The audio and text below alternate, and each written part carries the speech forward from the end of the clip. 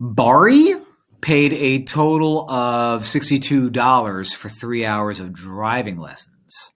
This included a $20 fee for the driver's manual and an hourly rate to use the car. What is the hourly rate Bari paid? All right, so he paid a total of $62. So let's just set up an equation.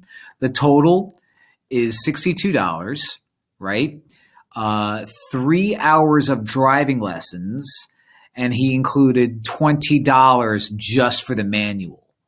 Okay, so the T here, the total that he paid is $62. That's going to equal 3 hours plus 20. Subtract 20, subtract 20. That gets me $42. So if he already had a manual, he would spend $42 for 3 hours of driving. That's what this says, but I need the hourly rate, so I'm going to divide everything by 3. And 42 divided by 3 is $14 per hour. Maybe I should become a driving instructor. Sounds like a good business model to me. All right.